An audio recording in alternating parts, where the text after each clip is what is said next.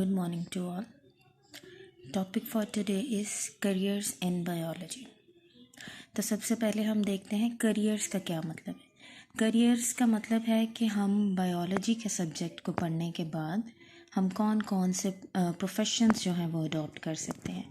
तो यहाँ पे हमें कुछ प्रोफेशंस के बारे में बताया गया है जो हम बायो को पढ़ने के बाद या अगर हम हायर लेवल तक अगर हम बायोलॉजी की स्टडी कर रहे हैं तो हम किस तरह से डिफरेंट प्रोफेशंस को अडॉप्ट कर सकते हैं। तो सबसे पहले जो हमारे पास आता है वो है मेडिसिन एंड सर्जरी। तो मेडिसिन्स की अगर हम बात करें तो इसमें हम डिफरेंट डिजीज़ को डायग्नोस भी कर सकते हैं और उनकी ट्रीटमेंट के लिए डिफरेंट जो मेडिसिन्स हैं उनको प्रेस्क्राइब भी कर सकते हैं।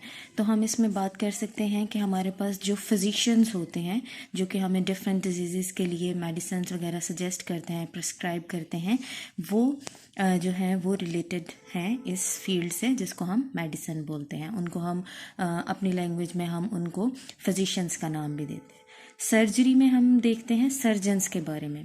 सर्जन्स कौन होते हैं? वो जो हमारी बॉडी में अगर किसी भी ऑर्गन में कोई प्रॉब्लम है तो वो थ्रू सर्जरी, थ्रू ऑपरेशन जो है वो हमारी बॉडी के उस पार्ट को रिपेयर कर सकते हैं, उसको रिप्लेस कर सकते हैं और इस तरह से हमारी बॉडी के उस डिफेक्ट को वो ख़त्म कर सकते हैं। इसमें अगर हम एग्जांपल देखें तो किडनी स्टोन्स वगैरह की हम एग्जांपल देख सकते हैं कि अगर हमारी बॉडी में किडनी स्टोन्स हैं तो उसको थ्रू सर्जरी जो है वो हम रिमूव करवा सकते हैं। तो सर्जन्स जो हैं वो क्या करते हैं, हमारी बॉडी में जो है वो डिफरेंट पार्ट्स को ऑपरेट करके उसको रिपेयर कर सकते हैं, रिप्लेस कर सकते हैं या अगर कोई प्रॉब्लमेटिक पार्ट है तो उसको रिमूव कर सकते हैं। लेकिन मेडिसिन की फील्ड में क्या होता है कि जस्ट जो डॉक्टर्स हैं वो मेडिसिन्स प्रिस्क्राइब कर सकते हैं लेकिन वो हमारी बॉडी को ऑपरेट नहीं कर सकते।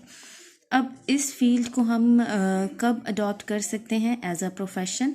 तो इसके लिए हमारे पास MBBS की डिग्री का होना ज़रूरी है, जिसके बाद जो है वो कोई भी पर्सन जिसने बायोलॉजी पढ़ी हुई है और MBBS किया हुआ है तो वो इन फील्ड्स में जो है वो उसको एज अ प्रोफेशन अडॉप्ट कर सकता है। नेक्स्ट फील्ड की अगर हम बात करें तो हमारे पास आता है फिशरीज़। तो इसके नाम से ही जैसे हमें पता चल रहा है कि इसको अगर हम एज अ प्रोफेशन अडॉप्ट करेंगे तो हम फ़िश के साथ डील करेंगे कि फ़िश की प्रोडक्शन को किस तरह से इंक्रीज़ किया जा सकता है, उसकी क्वालिटी को कैसे बढ़ाया जा सकता है, उसकी क्वांटिटी को कैसे हम इंक्रीज़ कर सकते हैं।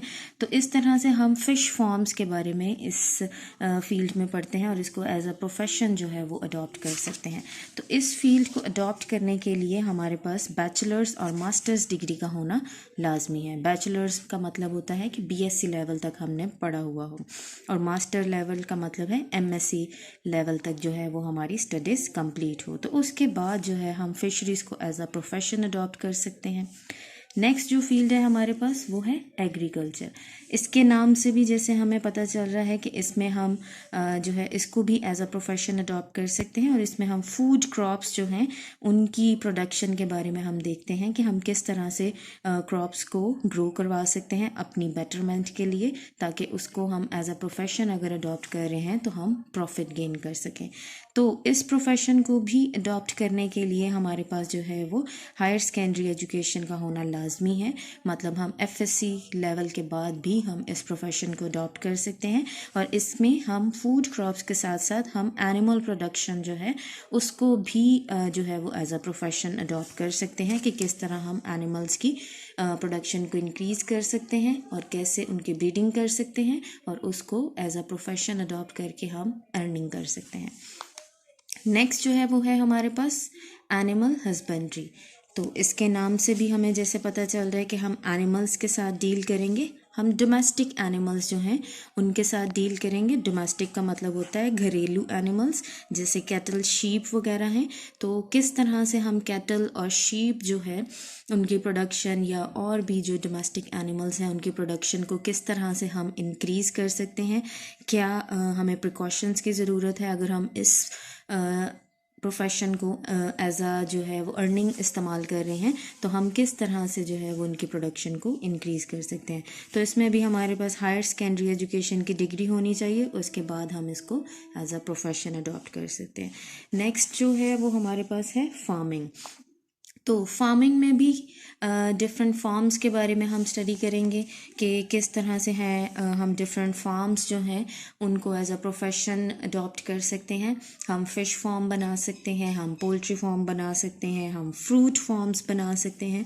तो इसके लिए जो है वो हमारे पास हायर सेकेंडरी एजुकेशन की डिग्री होना लाजमी है, जिसके बाद हम एग्रीकल्चर के कोर्सेज़ भी कर सकते हैं और इसके लिए फिर हमें हम फार्मिंग को एज अ प्रोफेशन अडॉप्ट करके तो अर्निंग जो है वो इससे कर सकते हैं। नेक्स्ट है फॉरेस्ट्री। तो फॉरेस्ट्री जो है इसमें भी फॉरेस्ट से रिलेटेड ये जॉब है, जिसमें हम फॉरेस्ट में मौजूद जितने भी प्लांट्स हैं उनकी स्पीशीज़ के बारे में हमें पता होना चाहिए। हम उसको किस तरह से प्रोटेक्ट कर सकते हैं, कैसे उसकी प्रोडक्शन को इंक्रीज़ कर सकते हैं और कौन से प्लांट्स जो हैं वो हमारे लिए इम्पोर्टेंट हैं जिसको हम प्रोटेक्ट करें। तो इसको भी एज अ प्रोफेशन हम अडॉप्ट कर सकते हैं और इसमें हमें प्लांट्स की इंफॉर्मेशन का होना बहुत लाजमी है। लास्ट जो है वो हमारे पास है बायोटेक्नोलॉजी। तो बायोटेक्नोलॉजी जो है इसको भी हम एज अ प्रोफेशन अडॉप्ट कर सकते हैं। इसका मतलब होता है कि इसमें हम माइक्रो ऑर्गेनिजम्स को यूज़ करते हुए हम अपने फ़ायदे के लिए जो है वो प्रोडक्ट्स बना सकते हैं। इसको अडॉप्ट करने के लिए भी हमारे पास हायर सेकेंडरी एजुकेशन का होना लाजमी है या बैचलर लेवल तक की स्टडी का होना लाजमी है। अब बायोटेक्नोलॉजी को किस तरह से हम यूज़ करते हैं, इसमें हम डिफरेंट माइक्रो ऑर्गेनिजम्स को यूज़ करते हैं। जैसे अगर हम बैक्टीरिया की बात करें तो उसमें हम ऐसे जीन्स को ट्रांसफ़र कर सकते हैं जो कि इंसुलिन प्रोड्यूस करते हैं। इंसुलिन जैसे जैसे वो बैक्टीरिया रिप्रोड्यूस करेगा उसी तरह से वो इंसुलिन भी प्रोड्यूस करेगा और उसको एज अ वैक्सीन जो है हम डायबिटिक पेशेंट्स को दे सकते हैं, जिसकी वजह से उनकी शुगर लेवल जो है वो उसको हम डिक्रीज़ कर सकते हैं। तो इस तरह से बायोटेक्नोलॉजी है उसको भी हम एज अ प्रोफेशन जो है अडॉप्ट कर सकते हैं। तो ये हमारे पास कुछ करियर्स थे जो हम बायोलॉजी को पढ़ने के बाद अडॉप्ट कर सकते हैं, जिसमें सबसे पहले हमने देखा मेडिसिन और सर्जरी क्या है, उसके बाद fisheries, agriculture, animal husbandry, horticulture, then हमने फार्मिंग को देखा, फॉरेस्ट्री और बायोटेक्नोलॉजी।